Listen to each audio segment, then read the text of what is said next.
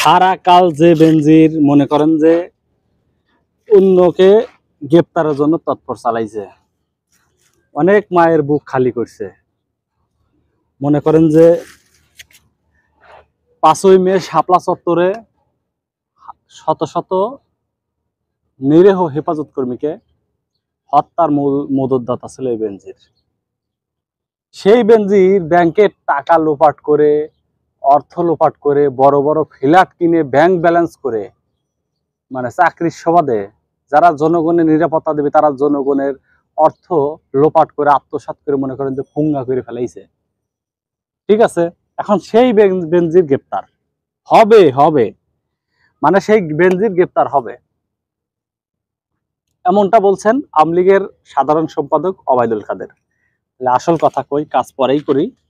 বিষয় হচ্ছে কালকে মানে প্রধানমন্ত্রীর কার্যালয়ে সাংবাদিক সম্মেলনের সময় সাংবাদিকরা ওবায়দুল কাদেরকে যখন প্রশ্ন করছে যে আসলে এই বেনজির আহমেদ এত অপরাধ করে গ্রেপ্তার হচ্ছে না কেন, পরে উনি বলছে যে আসলে বেনজির আহমেদের যে অর্থ লোপাট এগুলো তদন্ত চলতেছে, দুদক মামলা করবে, কখন গ্রেপ্তার করবে না করবে সেটা আদালত করবে, আদালত গ্রেপ্তার করবে। তো এইখানে দেখেন একজন পুলিশের আইজিবি এবং র্যাবের মহাপরিচালক থেকেও এই বাংলাদেশে শান্তিপূর্ণভাবে কয়দিন হলো সে মনে করেন যে তার পদবি থেকে আউট হয়েছে, বাংলাদেশে শান্তিপূর্ণভাবে বসবাস করতে পারতেছে না। বাংলাদেশে হাজার হাজার হাজার কোটি টাকার হাজার হাজার কোটি টাকার মনে করেন সম্পদ করছে, টাকা চুরি করছে। সেই টাকা চুরি করে দেশে শান্তিতে এক রাত ঘুমাইতে পারতেছে না, খাইতে পারতেছে না। এগুলো কিন্তু সমস্ত কিছুই উপর আল্লাহর খেলা। ঠিক আছে, মনে করেন শুধু বেনজির তো এখন তথ্য উঠে আসছে, এরকম হাজার হাজার বেনজির, জেনারেল আজিজের কথা, সেনাপ্রধান ছিল সাবেক, তার কথাও কিন্তু উঠে আসছে। ঠিক আছে, পর্যায়ক্রমে সবাই মনে করেন যে যেই বাড়াবাড়ি করবে আল্লাহ কাউকে ছাড় দেবে না ভাই, কাউকে আল্লাহ ছাড় দেবে না, আর আইন তো আছেই।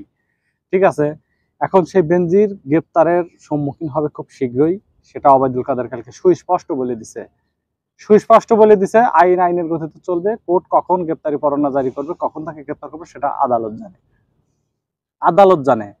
ঠিক আছে, তো আমার প্রশ্ন হচ্ছে বেনজির তো ক্ষমতাচ্যুত হয়েছে কয়দিন, ক্ষমতাচ্যুত হয়ে তো বেশি দিন হইতেও পারলো না, এরকম দৌড়াদৌড়ি কেন? দেশ থেকে পলায়া দুবাই চলে যাওয়া লাগে কেন আপনার? হ্যাঁ, আপনি তো এক মায়ের বুক খালি করেন নাই, শত শত মায়ের বুক আপনি খালি করছেন, সন্তানদের কসফার দেওয়াইছেন। হ্যাঁ, র্যাবের উপরে যে নিষেধাজ্ঞা, র্যাবের উপরে যে দুর্নাম, এটা আনছে কে? একমাত্র বেনজির। হ্যাঁ, একজন অপদার্থ কর্মকর্তার কারণে পুরো র্যাব জাতি এখন মনে করেন যে প্রশ্নবিদ্ধ হয়ে আছে বিশ্বের কাছে। এটা আমাদের দেশের জন্য লজ্জা না?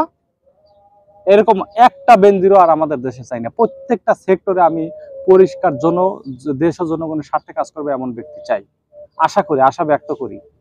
ঠিক আছে, তো বেনজির একা গ্রেপ্তার কেন? এরকম বেনজির মতো আজিজ সহ হাজার হাজার মনে করেন যে কর্মকর্তারা লুকায়া আছে, অনেকেই সাবধান হয়ে যাচ্ছে। ইতিমধ্যে বেনজির কিন্তু বাংলাদেশ থেকে টোটাল টাকা ব্যাংক ব্যালেন্স থেকে তুলে নিয়ে গায়েব হয়ে গেছে।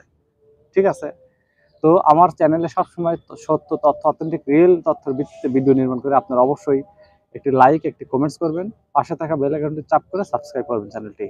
এর কারণে আমি পরবর্তী ভিডিও নির্মাণে উৎসাহ পাবো। তো সবাই ভালো থাকুন, সুস্থ থাকুন। পরবর্তী ভিডিও দেখার আমন্ত্রণ জানিয়ে বিদায় নিচ্ছি। আল্লাহ হাফেজ।